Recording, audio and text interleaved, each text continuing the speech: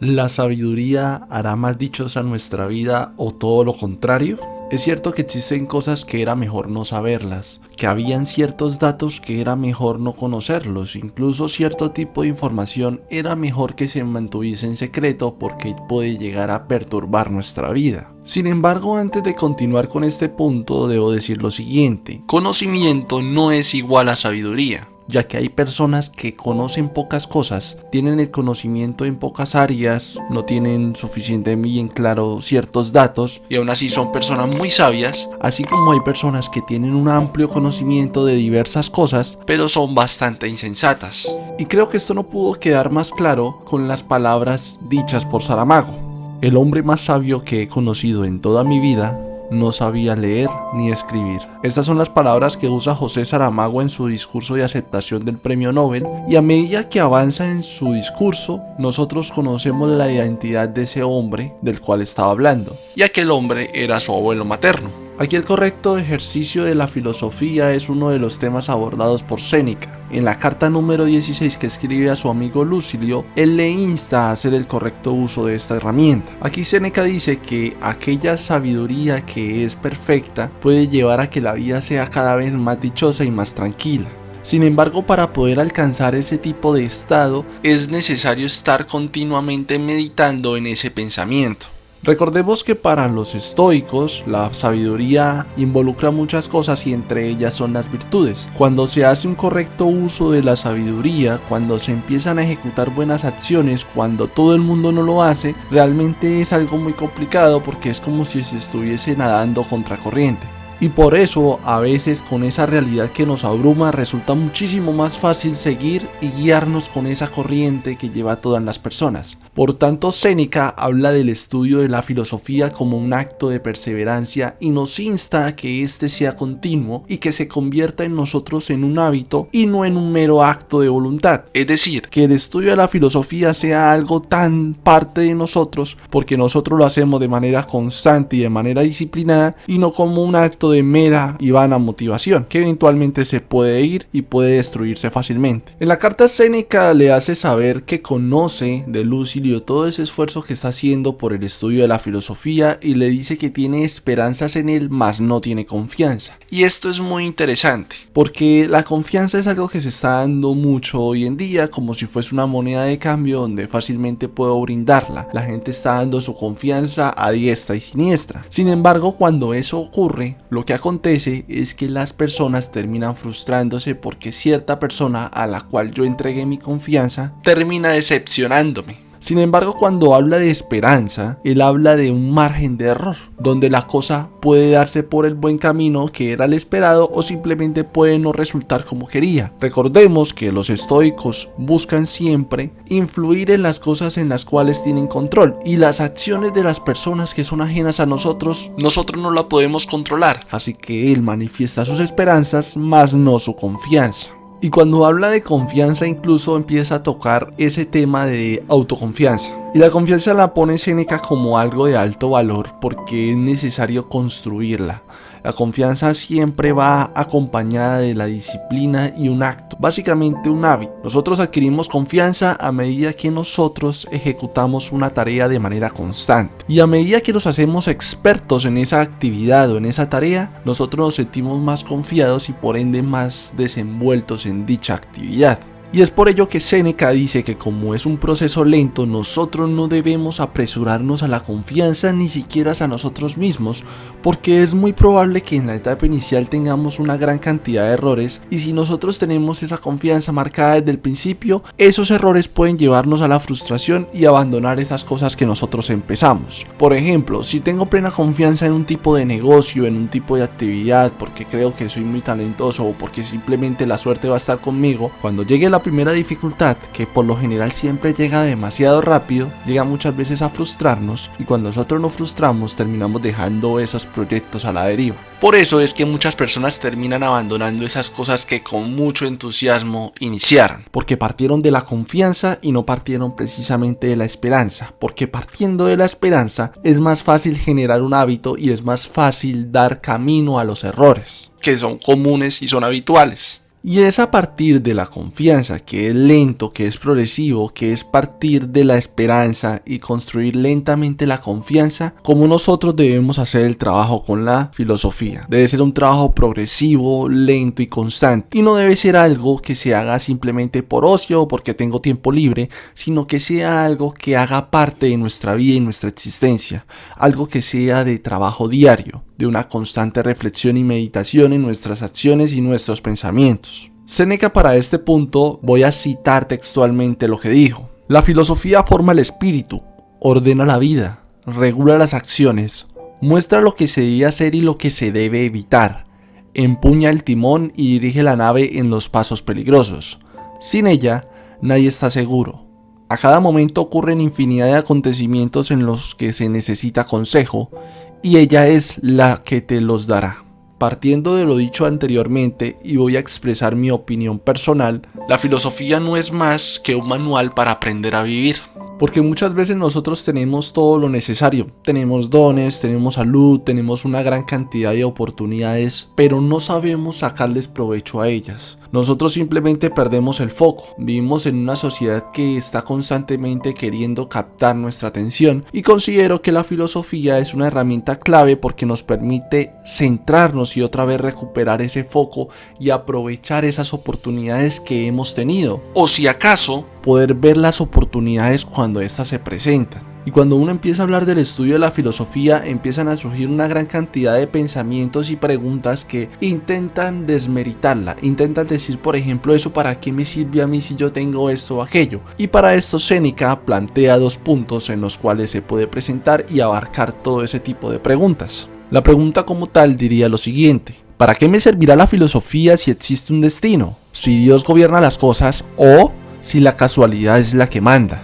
Con esta pregunta Séneca lo que quiere decir es que es cierto que pueden existir cosas más grandes que nosotros. ¿Para qué yo aplicar la filosofía si al fin y al cabo nuestros pasos están decididos ya sea por un Dios que sabe lo que quiere que nosotros hagamos, que sigamos una senda, un camino correcto, que hagamos lo necesario con sus designios? O por el contrario, si aquellas cosas que gobiernan o esas cosas que le dan toda la forma al universo no es más que el mero azar o la fortuna, o la mera casualidad. ¿Para qué me serviría la filosofía si no tengo el control sobre esas cosas grandes? ¿Para qué me serviría la filosofía si yo soy simplemente esclavo de todo ese gran poder? Yo no soy nada. Como si yo no tuviese las propias riendas de mi propia vida. Y para esto Séneca dice lo siguiente: bien nos liga el destino con inmutable necesidad, bien Dios, como árbitro del universo, ordene todas las cosas, o bien Él acaso lleve y guíe ciegamente todos los actos humanos. Es cierto que la filosofía nos ayudará siempre, nos exhortará para que nos sometamos voluntariamente a Dios, para resistir constantemente a la fortuna, para seguir los mandatos de la providencia y para soportar los golpes del azar. En resumen, a pesar de que la filosofía no tenga ese control sobre esas cosas grandes que nosotros si acaso podemos comprender, la filosofía por lo menos puede trabajar en nuestra actitud hacia esas cosas. Básicamente en la actitud que yo tengo en la vida para afrontar las diferentes situaciones que se presentan en mi vida, ya sean buenas o sean malas. Porque si yo tengo una actitud acorde, por ejemplo, a la filosofía, yo puedo sacar provecho de cada situación que se presente. Si la situación es buena, yo puedo disfrutarla y tener buenas memorias de dicha situación. Pero si la situación es mala, yo no me echo a morir, sino simplemente entiendo que son experiencias y son oportunidades para crecer y mejorar. Y es por eso que la filosofía estoica se centra mucho en las cosas que nosotros podemos controlar y dejar de lado y despreocuparnos por aquellas que nosotros no podemos simplemente influir en algo. Porque aquí la filosofía lo que quiere hacer es que nosotros estemos en constante fortalecimiento de ese ánimo y de esa actitud que deberíamos tener en la vida. Al inicio yo dije que la filosofía podía llevarnos a una vida más dichosa. Y entonces empieza a surgir la pregunta, ¿y el dinero y las comodidades y las posesiones, bienes materiales o las experiencias que yo me puedo permitir si tengo dinero, ya sea viajes, conciertos, idas a un restaurante a comer bueno o pasar tiempo agradable con personas en grandes fiestas o eventos? ¿Acaso eso no me puede dar la felicidad? ¿Acaso eso no es más tangible y relativamente es más fácil de conseguir que ponerme a hacer un estudio continuo en mis pensamientos y mejorar mi virtud? Recordemos que aquellas cosas, aquellos bienes materiales, aquello que se puede conseguir, eso que está afuera, siempre va a ser relativamente más fácil de adquirirlo. Además, siempre para las personas va a resultar muy incómodo mirar a su interior y empezar a revisar si tienen algo que está bien o está mal. Es difícil y es bastante complejo y genera un tipo de miedo, genera un tipo de incomodidad empezar a hacer un tipo de autoevaluación completa. Pero es a partir de esta continua autoevaluación como nosotros podemos hacer un continuo estado de meditación sobre este tipo de pensamientos. Básicamente la filosofía ayuda a que nosotros nos conozcamos mejor a nosotros mismos partiendo de eso para nosotros podernos enfrentar al mundo. Aquí Séneca siempre como queriendo tener un tipo de igualdad o entender a su amigo Lucilio, hace una constante citación de un filósofo que era Epicuro. Epicuro tenía una filosofía un poco distante del estoicismo, pero compartían bastantes puntos, citando de una manera muy precisa y acertada. Si vives según la naturaleza, nunca serás pobre. Si vives según la opinión, nunca serás rico.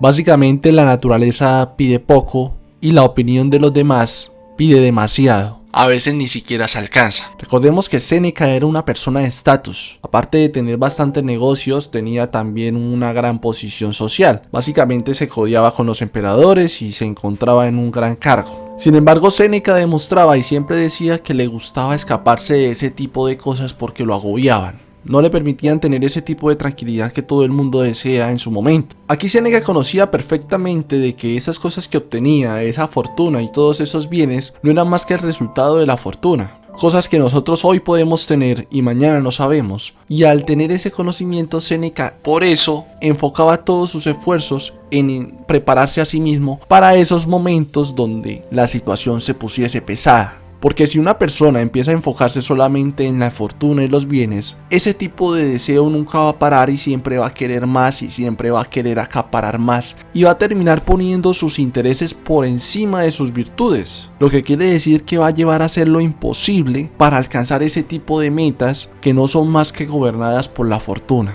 o simplemente, por así decirlo, por el mero azar. Porque recordemos, hoy tenemos y mañana no sabemos. Porque los deseos de la naturaleza son modestos, se satisfacen demasiado pronto. En cambio, los deseos de la opinión son insaciables, siempre quieren más y quieren más. Básicamente, si yo me centro en el que dirán, nunca voy a conformar, nunca voy a alegrar a las otras personas por el estado en el cual estoy. Siempre van a buscar algo por lo cual criticarme. Si me criticaban por no tener esto, cuando yo lo tenga me van a buscar criticar por otra cosa. Por eso Séneca dice que es mejor seguir este consejo, enfocarnos en nuestra propia naturaleza y dejar las opiniones de los demás lejos. Y es por esto que Séneca nos insta a la modestia. Una filosofía que es modesta es una filosofía que nos permite obtener un rumbo, nos permite definir algo. Y cuando nosotros tenemos definido algo, es más fácil saber a dónde queremos llegar. Es más fácil preparar nuestro viaje y así emprender nuestro viaje para poder llegar a nuestro destino. En cambio, cuando nosotros estamos atareados por ciertas cosas, porque tenemos tanta abundancia, a veces no somos capaces de ver lo importante. Y por eso muchas veces terminamos extraviándonos. A veces una persona, por ejemplo, puede tener una infinidad de cosas, pero ni siquiera sabe lo que quiere.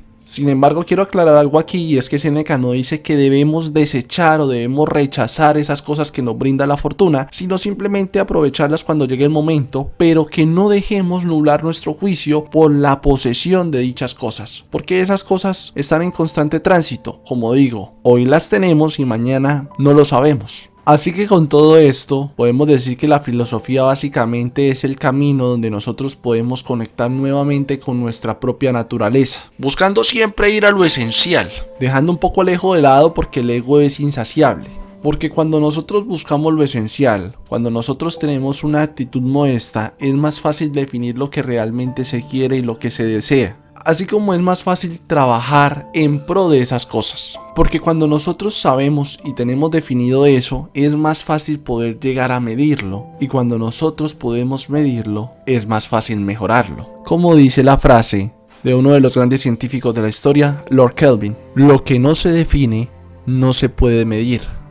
Lo que no se mide, no se puede mejorar. Lo que no se mejora, se degrada siempre. Y como conclusión, vemos que la filosofía nos permite otra vez enfocarnos, básicamente partiendo siempre de nosotros, de nuestra actitud, de nuestras virtudes, Porque cuando nosotros las definimos, nosotros podemos encontrar nuestros defectos. Y cuando nosotros los encontramos, nosotros podemos mejorar. Porque si nosotros no tenemos ni idea de lo que somos, eventualmente terminamos degradándonos y terminamos cayendo en una completa desgracia, tal vez existencial, si quieren verlo de esa forma. Así que la invitación final es esa. Volver a encontrarnos con nosotros, recuperar esa conciencia, dejar de lado un poco todas esas cosas que abruman nuestra atención para volver precisamente a lo esencial, a nuestra verdadera naturaleza. Les recuerdo que pueden suscribirse a La Pajarilla Podcast y activar la campana para estar pendientes de los nuevos episodios. Igualmente los invito a comentar y darle like si les ha gustado. De ustedes se despide Andrés Luis, así que nada. En caso de que no los vea, buenos días, buenas tardes y buenas noches.